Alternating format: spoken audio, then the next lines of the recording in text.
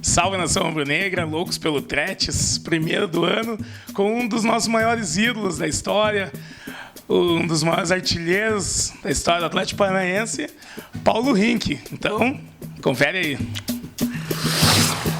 Bom, Paulo, primeiramente uma grande honra estar aqui com você, né, entrevistando. Você participou ano passado aí dos nossos programas aí que a gente fez em homenagem para Chapecoense, né? Infelizmente aconteceu aquela tragédia, você jogou lá em Chapecó, né? E para começar, eu sempre gosto de perguntar como que era o Atlético antigamente, né, para o pessoal mais novo aí que não conhece. Como que você começou no Atlético? Como que era o Atlético quando você começou lá com 17 anos? É verdade, você fazer uma pergunta dessa, Busqueta, você faz lembrar voltar no tempo, cara, porque você lembra do Atlético, não tinha estádio com teto retrátil, não tinha grama sintética, faltava par de meia para treinar, a gente tinha muita dificuldade na época do Pavoc ainda, a gente tinha realmente para treinar falta de material. E era uma dificuldade imensa você jogar no Atlético naquela época. Geralmente o profissional tinha muitos medalhões que ficavam aqui poucos meses e não recebiam ir embora. E os atletas da base tinham poucas oportunidades. Eu tive a felicidade de ser convocado para a seleção brasileira, isso já com 15 anos, na base do Atlético ali. E daí isso me jogou já praticamente direto para o profissional. E meu primeiro Paranaense com 16 anos, em 89, com o nosso treinador querido, o Bocão, que eu falo que é o Nilson Borges, que vai me matar depois que ver já que eu estou tratando o apelido dele, me botou a primeira vez no time profissional no Pinheirão. E foi para mim uma experiência única. Não tinha essa estrutura toda que tem hoje, sabe? A torcida, eu acho que a paixão sempre foi igual. Mas essa estrutura que o clube tem, centro de treinamento, estádio, a infraestrutura da organização do time, com gerentes de futebol, diretores, presidência, conselho, sempre foi um troço muito menor, mais reduzido e até mais amador, digamos assim, naquela época. Porque hoje o futebol virou uma máquina, de uma indústria financeira, não só de paixão, mas também de administração. Então hoje o Atlético está aí há muitos anos já, muito moderno, estádio, Copa do Mundo, e a gente teve o início dessa história que não era nada assim. Então, se você olhar na internet lá, ver uma meia, um par de meia diferente uma da outra, é porque realmente estava difícil naquela época. Bom, Paulo, você começou em 89, né? Em 90 você já participou da campanha do Campeonato Paranaense, né? Onde a gente foi campeão, lá no Couto Pereira, com aquele gol contra do Berg, né? Aquele gol antológico, né? Nesse jogo você não atuou, mas como que foi participar de toda essa campanha, né? Desse título? Olha, eu sempre eu subi muito cedo pro profissional, como a gente falou agora, com 16 anos foi a minha estreia. E com 17 eu fui campeão paranaense com o Atlético no Couto Pereira com gol contra dos Coxas. Então, você já começa com o primeiro título já o melhor impossível. E eu acho que eu fui acolhido com um filho na época pelos atletas que eram mais velhos. Alguns deles tinham até a idade do meu pai, porque meu pai eu tinha 20 anos quando eu nasci. Então, atletas com 34, 35 anos eram mais amigos do meu pai do que meu, na verdade. Eu era aquele que pegava a cerveja presa no bar e trazia na mesa, porque eu não bebia ainda. Hoje a gente toma uma cervejinha, claro, sempre light, né? Vamos lembrar esse negócio. Mas na época o meu pai que tomava com o pessoal, então eles me tinham como um filho. E era muito gostoso essa sensação, apesar das dificuldades financeiras, a gente se divertia muito jogando bola naquela época. E você começar ganhando um título no Couto é indescritível. Paulo, eu também não sabia, você acabou de me falar em off. Como que foi antes de 95? Você serviu o Exército antes de explodir, né, naquele Brasileirão com as Eias? Como é que foi esse período? Olha, eu em 93 eu fui para Santa Catarina, eu tinha servido, em 93 fui para Santa Catarina, estava no auge lá no Catarinense. Quando eu voltei, tem o alistamento, né?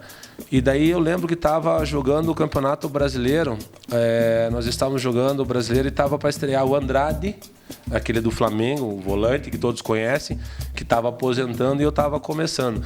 Nasceu na capa de um jornal de Curitiba, estreia de Paulo Rink e Andrade no time principal do Atlético. E eu estava para pegar minha baixa no quartel. E os caras olhavam para a foto e olhavam para mim, olhavam para a foto e olhavam para mim no quartel. Daí até que chegou o major lá e falou assim: vem cá, menino, você joga bola? E eu estava instruído pelo Atlético para falar que não. Não, senhor. Não, mas não é você aqui. Daí lá estava Paulo Rink, meu nome é Paulo Roberto Rink. Não sou eu. Até uma hora não teve como eu negar. Eu falei, não, realmente sou eu. Ele, então você vai fazer parte do time no quartel. E acabei jogando 1 ano, tive que parar 94 praticamente inteiro. E fiquei fora dos gramados, porque não consegui conciliar faculdade de manhã, treinar no Atlético e também servir o Exército. Não teve jeito, tive que abrir mão durante 1 ano da minha paixão. E daí, depois que eu dei primeira baixa, ganhei o título com o Belog, que é o 5º Belog, que hoje eu tenho vários amigos lá do Exército, que até hoje a gente tem a formatura. Ano passado, a gente fez, ano retrasado, fez aí 20 anos já da formatura do Exército, mas joguei bola até no Exército, Fusqueta, é verdade. Bom, Paulo, você atuou em 2 competições muito marcantes, né? Pelo menos para mim, que era uma criança que estava começando aí no estádio, que foi o Campeonato Brasileiro 95, Série B, e o Brasileirão 96, a primeira divisão, onde a gente fez uma ótima campanha. Quais que são as suas principais lembranças desses 2 anos aí? Primeiro, a minha maior lembrança, acho que é o momento que a gente subiu para a primeira divisão, que a gente conseguiu a vaga na Série B, classificando para a Série A. Acho que esse momento a gente ganhou um jogo fora de casa, onde pude fazer o gol, e a torcida toda vibrando. Quando chegamos aqui, nós fomos carregados do aeroporto até o estádio, o pessoal levando a gente no ombro, sabe? Chegar na Baixada com aquela festa, foi realmente arrepia pensar agora hoje. E depois, em 96, eu lembro muito aquele jogo do Atlético Mineiro. O Tafarel danado, que é meu amigo, pegou tudo aquele jogo, cara. O Oséias fez muita falta naquela partida. Nós viemos aí de uma dupla fenomenal, onde nunca foi programado, mas aconteceu. Eu falo hoje com o Oséias e o Salvador, que tem 3 filhas, está casado, mas volta e meia aqui, ele vem visitar em Curitiba, a gente dá uma telefonada. E agora a lembrança que eu tenho de 96 do Campeonato Brasileiro, a maior que eu tenho é aquele jogo do Atlético Mineiro, que a gente ganhou de 1-0 só. E um dia desse eu estava pegando o meu filho e mostrei a primeira partida lá em Minas. E mostrei quantas mil pessoas estavam no estádio. Se não me engano, tinha 90 e poucas mil pessoas no estádio do Atlético Mineiro. Estádio lotado. Daí meu filho nunca me viu jogar, ele é mais novo, né? Nunca viu eu jogar. Eu falei, filho, vamos ver um jogo. Daí ele falou, pai, aquele Ivan falhou no 2º gol, no 3º gol, não lembro qual foi. Ficou corneteando porque nós perdemos a vaga, justamente aquele gol que foi o 3-1. Se a gente tivesse feito 2-1, a gente teria classificado com 1-0. Então aquilo para mim ficou assim uma pontinha de queria mais, entendeu? Porque a gente tinha um time muito bom que se passasse a gente ia incomodar. Você até falou do Ivan, né? Ele que entrou no lugar do Ricardo Pinto, né? Houve todo aquele problema, aquele incidente nas Laranjeiras. Como que o elenco recebeu? E você estava naquele jogo lá também nas Laranjeiras, né, Paulo? Como é que foi aquele dia? Eu tava, bati, apanhei aquele jogo, tiramos o Ricardo carregado, foi um susto muito grande, porque o Ricardo com aquela paixão retraída, ou queria mostrar trabalho, e eu sempre falo para ele virou para a torcida, e quando a gente fez o gol, acho que fui eu fiz o 2º gol, se não me engano, depois o Luiz Carlos fez o 3º, matamos o Fluminense na casa deles, que foi 3-1, se não me engano, o jogo, 3-1, e daí o Ricardo virou para a torcida e provocou. Veio a mureta para baixo, veio a torcida para dentro, eu joguei a camisa do Atlético para o alto, para não identificar, e começamos aquele pá, sai, entra. E daí quando um dos jogadores gritou, Ricardo caiu. Daí a gente voltou num bolinho fechado para buscar o Ricardo. E a gente trazia ele desacordado, carregando e levando paulada, porrada do lado ali. Foi realmente, acho que um momento muito duro, né? E depois a gente no vestiário, o pessoal queria invadir aí no vestiário, aquelas portas do estádio das Laranjeiras são de ferro, na época eram de ferro. Então se você bater com a mão num portão de ferro, faz um barulhão. E não era uma batida, era uma torcida inteira batendo. Então aquilo fazia um eco dentro de um vestiário minúsculo que era da época. Realmente aquela sensação atrapalhou um pouco o nosso time e a gente sentiu depois na sequência, tanto é que a gente está falando que o Ivan substituiu, mas o Ricardo é uma figura insubstituível, é uma pessoa do bem, sempre foi um líder no grupo e sofreu, ficou tratando e trabalhando para se recuperar durante muito tempo. Graças a Deus hoje está bem de saúde, tá aí, foi um colega nosso que joga sempre uma hora ou outra dos veteranos, só que agora está morando em outra cidade, então saiu um pouco de Curitiba, mas sempre foi o nosso líder. Então sentiu realmente um pouquinho aquela ausência dele no campo. Talvez isso também tenha sido aí o porquê da gente não ter chegado, porque a gente tinha tudo para chegar naquele campeonato de 96, tinha uma equipe que era além de redondo no campo, a gente era uma família.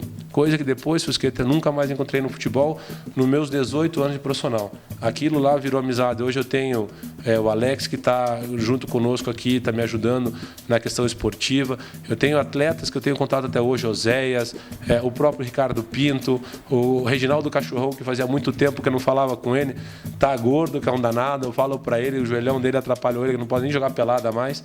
Mas aquilo lá para mim virou uma família de 95 que realmente dá muita saudade. Legal falar sobre esse assunto. Bom, Paulo, você falou do Oséias e é impossível não perguntar, né? A dupla que você fez com ele.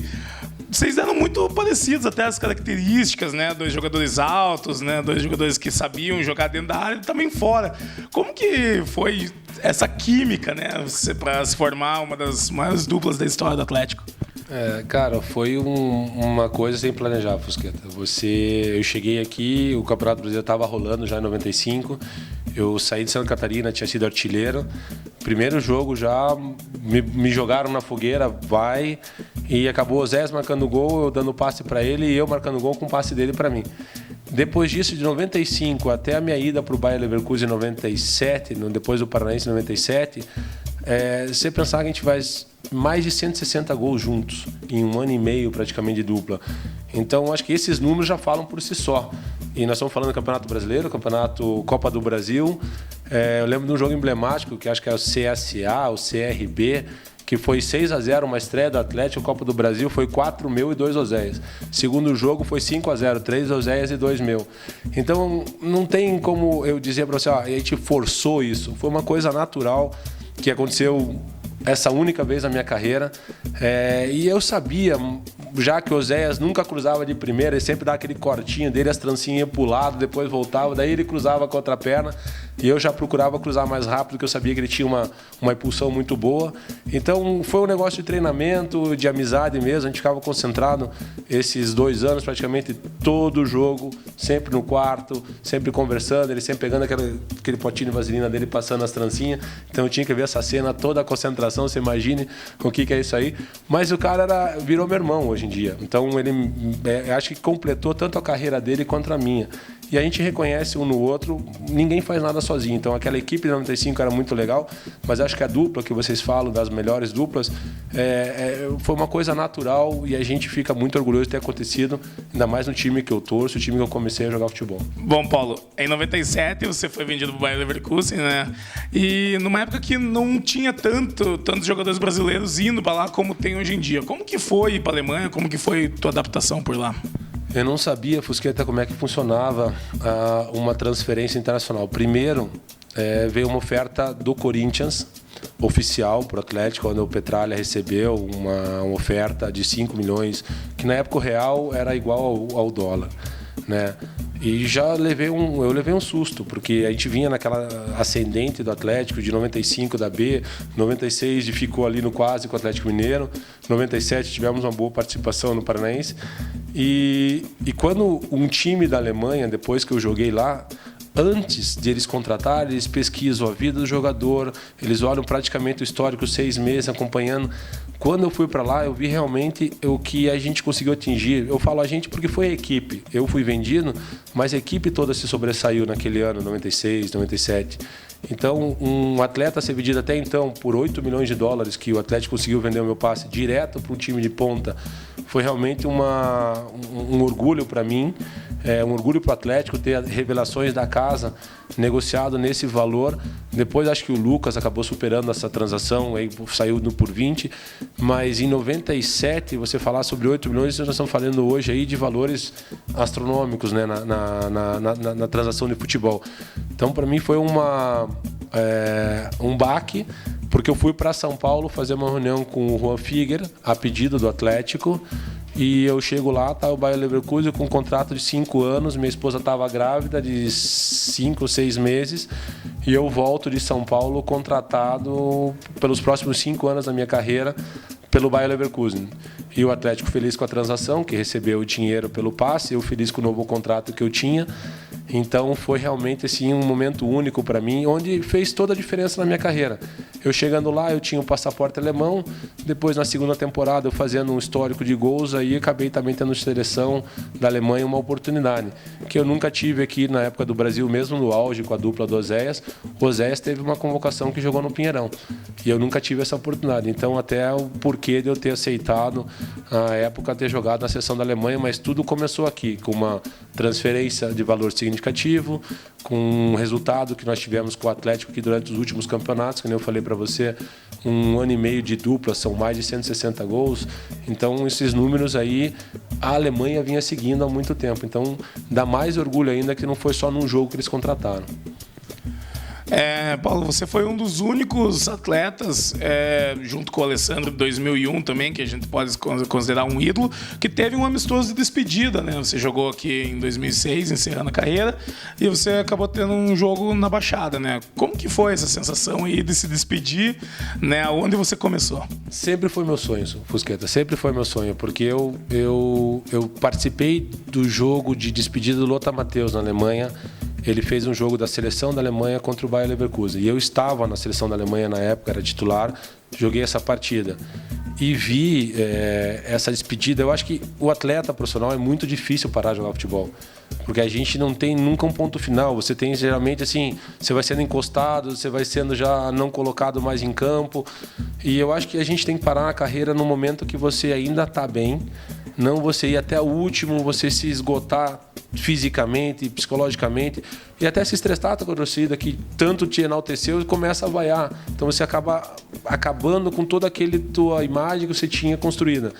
E um dos pedidos, quando o Petralha me ligou em 2006, que estava num problema para ser rebaixado ou não, e ele estava com um problema aberto na imprensa com o Dagoberto, e ele me ligou, eu estava jogando no Chipre, artilheiro do Chipre, falou: Paulo, eu preciso de alguma pessoa que tenha personalidade, além dentro de campo, que me ajude fora de campo para o time não cair para a segunda divisão. Daí eu só tive um pedido, eu falei: eu quero, faço, mas no momento que for encerrar a minha carreira, eu quero um jogo. E tanto é que eu fiz um jogo com o profissional do Atlético, com vários convidados que eu trouxe da Europa, da Grécia, jogadores que tiveram aí histórias internacionais, vieram participar desse jogo, com o apoio da Adidas, que na época era meu patrocinador. Então hoje todos os atletas que participaram desse jogo têm um relógio comemorativo com a data do jogo, então os atletas receberam. Então para mim foi assim, Fusqueta, muito importante para dizer, o ponto final de atleta foi ali. Foi maio, se eu não me engano, de 2007, que foi o último jogo que eu fiz profissionalmente pelo Atlético. E daí depois já assumi aquela sequência, relações internacionais, diretoria. Depois tive uma experiência como gerente e sempre vinculado ao Atlético. Agora numa outra função, mas a gente não deixa de perder essa paixão aí. Mas para mim foi muito importante essa despedida. Claro, todo mundo chora. A renda foi doada para o hospital. Tinha torcida numa noite fria, que foi numa quarta-feira fria em Curitiba, mas tinha mais de 7 mil pessoas ali participando daquela despedida, que para mim foi... comecei a história em 85 no Atlético como um juvenil, né? Ainda infantil, desculpe, e terminei aí já como um jogador mais experiente, com 35 anos, em 2007, ali no mês de maio. Bom, você fez muitos gols aqui pelo Atlético, né, Paulo? Mais de 100 gols. O que eu mais lembro, né, que o mais bonito, pelo menos para mim, foi contra o Santos na Copa do Brasil em 96, né, onde você driblou ali todo mundo a partir do meio-campo, né, fez um golaço. Você se lembra de outros golaços aí que você fez nessa tua passagem?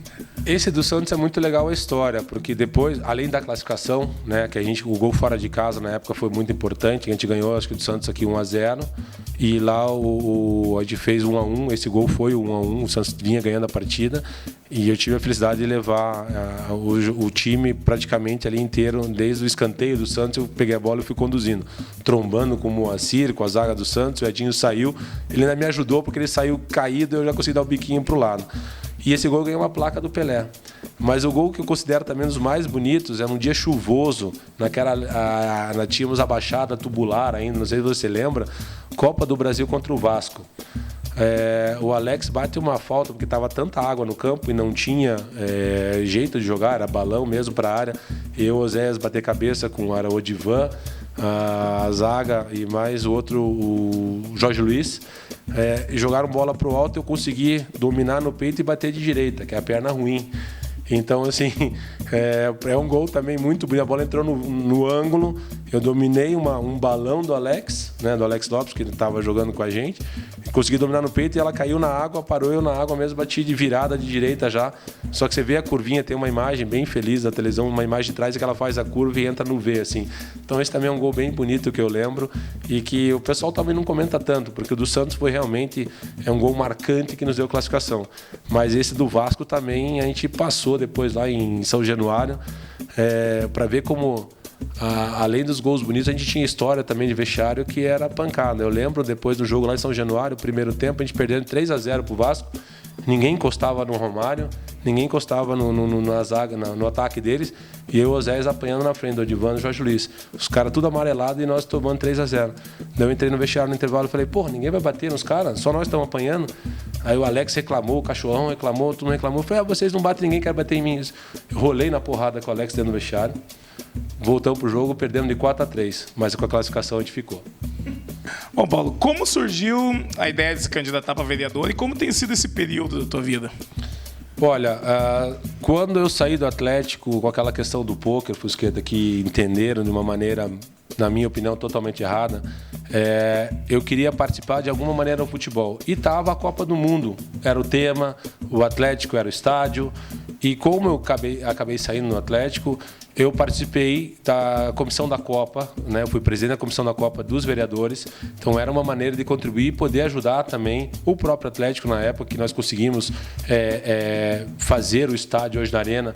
Claro que tem todo o mérito da diretoria, mas eu queria participar do futebol. Então, pela Copa do Mundo, eu acabei entrando na política. E eu acho até para também eu ter experiência política, ter experiência de administração. Eu virei secretário da Câmara Municipal. O meu sonho ainda é um dia ser presidente do Atlético. Eu tenho esse sonho. Eu acho que um atleta que jogou, que está se qualificando, que está se credenciando, eu acho que a política ela é também um aprendizado para você depois aí poder, quem sabe, um dia administrar essa estrutura que é fenomenal que nós temos. E ninguém faz sozinho. Eu decidi pela política, mas é um momento da minha vida. Não vou ser político o resto da vida. Eu vou sempre ser atleticano. Como vereador, eu já falei a todos os meus colegas, essa foi minha última eleição como vereador. Vou tentar uma nova experiência em outros ares e depois, que Deus quiser, um dia me permita ter saúde para um dia ser presidente do Atlético. Paulo, até você falou do episódio do pôquer, sim, até deixar esse espaço também para, apesar de ter passado aí quase 6 anos, né? Mas como foi esse episódio mesmo? E também deixa sua versão aí, né? Não, eu estou muito tranquilo. Acho que quem me conhece, quem estava junto na delegação sabe o que aconteceu. Existe uma escala para a delegação, Fusqueta. Um time profissional, você tem uma planilha de quem vai, quem não vai. Eu estava assessorando um empresário alemão que estava vendo o Manuel, nosso zagueiro. E coincidentemente, quando a gente chegou no hotel, eu com o alemão, não junto com a delegação, mas era no mesmo hotel, porque eu ia apresentar o atleta, eu ia conversar com os dirigentes. Eu fui para o estádio com o time, no ônibus do time, que ninguém fala isso, que eu fiquei jogando um pouco na hora do jogo. Eu estava com o time, eu fui no ônibus do time para o estádio e estava vendo na torcida do Avaí, na linha de zaga do Manuel, porque ele queria ver o Manuel jogando. O danado foi expulso no primeiro tempo, né? Eu não fiquei dos mais contentes. Cheguei no vestiário e descasquei, porque primeiro que a gente perdeu de 3-0. Manuel, que era um jogador que teria um potencial de ser vendido para a Alemanha, que era um atleta nosso, revelação, que já muito novo, já com 3 ou 4 brasileiros nas costas, que tinha, e na minha opinião tem potencial para jogar na Europa, falta a cabeça, né? Tanto é que no Cruzeiro também não enfrenta uma sequência de jogos, apesar de ser um ótimo jogador. E cheguei no vestiário muito bravo, discuti, até que um jornalista falou também, ele quer falar de jogo, mas estava na hora do jogo jogando pôquer. Aquilo pegou muito mal, coincidência de horário ou não. Tentei explicar, mas na época, como nós estávamos sofrendo para descer, eu falei para o próprio presidente Malucelli, saio tranquilo e com a cabeça erguida. Tentei ajudar, não estava com a delegação. Então foi aí, os torcedores acabam invertendo a paixão com a razão. Então, para esclarecer, eu estava no ônibus, eu vi o jogo, xinguei os torcedores, os jogadores que perderam aquele jogo 3-0, que para mim não podia perder. Tanto é que eles tinham uma premiação extra para aquela partida, que nós coletamos com os empresários para que eles pudessem ganhar aquela partida, porque nós estávamos tendo problema para descer. E acabou aí, infelizmente, perdendo aquela partida e essa sequência da história que todos conhecem. Se meu único mal, a única crítica que tem para mim é o pôquer, eu não tenho culpa de poder e gostar de jogar. Só que naquele momento eu não estava atrapalhando o Atlético de forma alguma. Eu sempre fiz e queria vender um jogador do Atlético para trazer mais orçamento para a nossa equipe, mais estrutura. E quem quer ir para Florianópolis e perder um jogo para o Avaí naquela situação que nós estávamos no campeonato. Então, acho que é bem tranquilo isso aí. Sigo a vida, minha consciência está tranquila. Faz muito tempo, mas vamos falar muito tempo disso aí no Fusqueta. Mas eu estou tranquilo quanto a isso. Pessoal, Loucos pelo Threads de hoje foi com o Paulo Rink, 7º maior artilheiro da história do Atlético, né? Com mais de 100 gols, 104, 105 gols, tem essa dúvida aí. Historiadores, por favor, esclareçam aqui, até pro Paulo. Aqui. Gol com a mão não vale, viu? Gol com a mão não vale.